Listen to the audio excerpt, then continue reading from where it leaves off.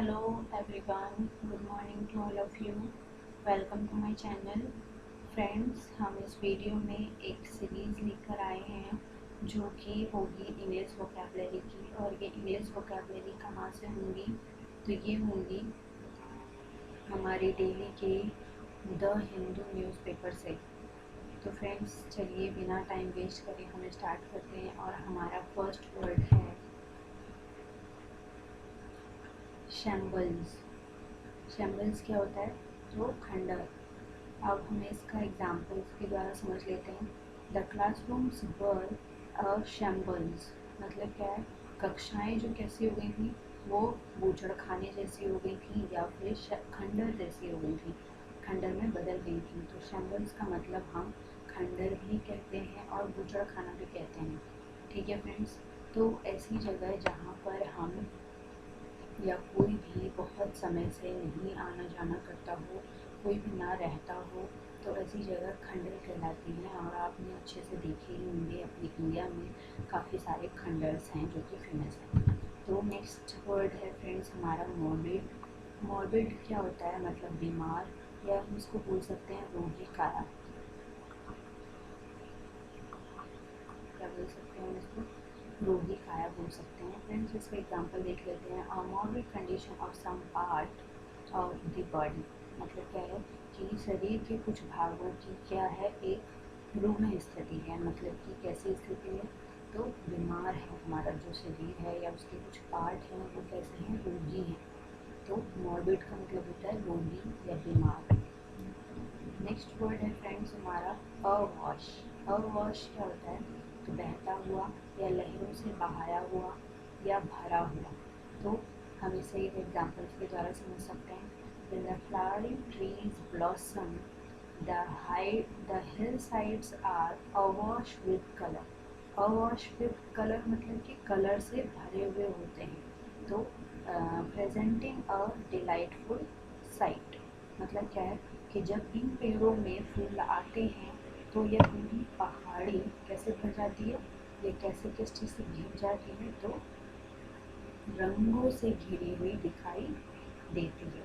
ठीक है, घिरी हुई या भरी हुई। आपने देखा होगा जब फूल झड़ते हैं पेड़ों पर से तो वो पूरी जगह में फैल जाते हैं और फिर वो हवा के द्वारा एक जगह से दूसरी जगह क्या होते हैं, उड़ते चले जाते हैं। ठीक है, तो अवॉश का मतलब हुआ गया किसी चीज़ का भरा होना या लहरों से बहता हुआ, जिस तरह से हम कह सकते हैं।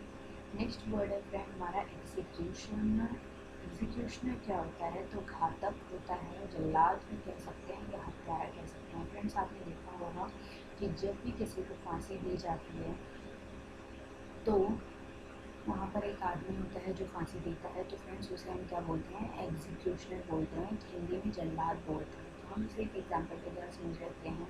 You have been transformed into an executioner. मतलब क्या है कि तुम्हें तो जल्लाद बना दिया जाता है, यानी कि तुम जल्लाद में कन्वर्ट हो जाते हो जब फांसी देते हो, है ना? तो एग्जीक्यूशनर मतलब होता है जल्लाद। नेक्स्ट वर्ड है फ्रेंड्स हमारा एडिफिस। एडिफिस क्या होता है? तो इमारत या घर या महल, इन सबको हम एडिफिस बोलते हैं। इसका एक एग्जांपल देखो। Because they found that there was nothing but to break down the whole edifice. मतलब क्या है कि क्योंकि लोगों ने वहाँ देखा कि उनके सामने पूरे ढांचे को भी तोड़ देने के सिवा उनके पास और कोई ऑप्शन ही नहीं था, तो इसलिए उन्होंने क्या करा? ब्रेक डाउन कर दिया। किसका? होल एडिफिस का। ठीक है, जिसका ब्रेक डाउन किया वो एडिफिस का। चलते हैं नेक्स्ट पे। नेक्स्ट वर्ड है हमारा डिसर्निबल। डिसर्निबल का मतलब होता है एकदम प्रत्यक्ष, यानी कि साफ सुथरा, ऐसी चीज़ जो समझ में आने योग्य हो। यानी कि हम जैसे कहते हैं ना कि राइटिंग कैसी होनी चाहिए, वो डिसर्निबल होनी चाहिए, यानी कि समझ में आने योग्य होनी चाहिए। ओके, तो एग्जाम्पल देखते हैं। Both these trends are clearly discernible even in his early years. ठीक है, तो डिसर्निबल मतलब कि क्लियरली दिखाई दे रहा है, हमें साफ रूप से समझ में आ रहा है। तो यहाँ पर इसका मीनिंग क्या हो गया? उनकी ये दोनों प्रवृत्तियाँ प्रारंभिक वर्षों में ही परिलक्षित हो गई थी। मतलब कि हमें पहले से ही दिखाई देना शुरू हो गया था।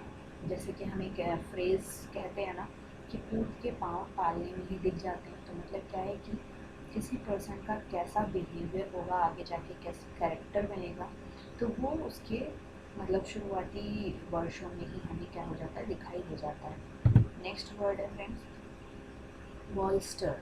बॉयस्टर क्या होता है, तो सहारा देना या लेना, जैसे कि तकिया लगाकर हम सहारा लेते हैं, और वो भी कौन सा, जो कि सिलेंड्रिकल शेप में होता है। ओके फ्रेंड्स, जो कैसा होता है, सिलेंड्रिकल शेप में होता है। तो हम एग्जाम्पल देख लेते हैं। Prince Mohan sat on a golden throne, reclining against a large gold embroidered satin bolster. bolster मतलब गोल गोल जो तकिए होते हैं, आपने देखा होगा राजा महाराजा जब अपने सिंहासनों पर बैठते हैं तो उनके साइडों में दोनों तरफ जो सोफ़ा होते हैं उन पर भी कई बार आपने देखा होगा, साइडों में दोनों तरफ गोल गोल तकिए होते हैं, तो उनको बोलते हैं बॉल्स्टर इन अ वास्ट कारपेटेड हॉल। तो राजकुमार मोहन गलीचे से सजे विशाल हॉल में सोने के सिंहासन पर सुनहरी कशीदाकारी वाले मखमल के गाव तकिए का सहारा लिए कैसे बैठा था, सहारा लिए बैठा था, तो बॉल्स्टर हो गया तकिए का सहारा लेना। नेक्स्ट वर्ड है फ्रेंड हमारा डॉकेट। डॉकेट क्या होता है, तो कार्य सूची या फिर रजिस्टर में लिखना या सारांश बनाना, और हम इसे और भी कह सकते हैं प्रमाण। क्या कह सकते हैं इसे, प्रमाण कह सकते हैं। तो एग्जाम्पल देख लेते हैं हमारा, he conveyed the report to Vinod Kumar and handed over the ticket to him। तो मतलब कि उसने अपनी रिपोर्ट जो है वो विनोद कुमार को दी, और उसने अपना मामला जो है यानी कि जो रिपोर्ट है वो मतलब पूरा जो कार्य सूची है वो भी क्या करी, सौंप दी, हैंडेड ओवर कर दी। तो डेकेट मतलब होता है जो हम एक लिस्ट बना लेते हैं किसी चीज़ की, जैसे कि हम ये काम करेंगे या ये नहीं करें, तो हम इनकी सूची बनाते हैं, तो उसे बोलते हैं डेकेट। ओके, तो नेक्स्ट वर्ड है हमारा स्वे। स्वे होता है एक और झुकना, मतलब कि किसी तरफ जैसे कि पेड़ झुक जाते हैं जब आंधी आती है, तो उसे बोलते हैं स्वे। या दबाव डालना, किसी पर दबाव डालकर उसे मतलब किसी तरफ झुका देना, या अपनी हाँ में हाँ कहलवा देना। तो इसका एक एग्जाम्पल हम ले रहे हैं यहाँ पर, by dint of his might he brought heaven and earth under his sway. तो अर्थ और स्वर्ग दोनों को ही उसने क्या कर लिया, अपने अधीन कर लिया। ठीक है, इसी तरह हम कहते हैं ना कि अपने मतलब अच्छे काम के द्वारा या कुछ सक्सेस अचीव करने के बाद हम उन लोगों को भी अपनी ओर आकर्षित कर लेते हैं जो हमारे खिलाफ होते हैं एक समय, है ना। तो उसको हम कहते हैं कि स्वे कर लिया, अंडर हिज स्वे, मतलब अपने दबाव में या अपने अधीन में हमने किसी को झुका दिया। Next friends heinous. हीनियस क्या होता है, तो ये आप सभी को पता होगा, जघन्य, घृणित या बहुत बुरा। ठीक है, तो आजकल बहुत हीनियस क्राइम हो रहे हैं, यानी कि जघन्य अपराध हो रहे हैं। तो इसका एक एग्जांपल देख लेते हैं, an offence which is less heinous, एक ऐसा अपराध जो गंभीर प्रकृति का ना हो, है ना। तो हीनियस मतलब कि गंभीर या बहुत जघन्य अपराध हैं, तो ऐसे हीनियस में लाते हैं। तो फ्रेंड्स आज के लिए इतना ही था।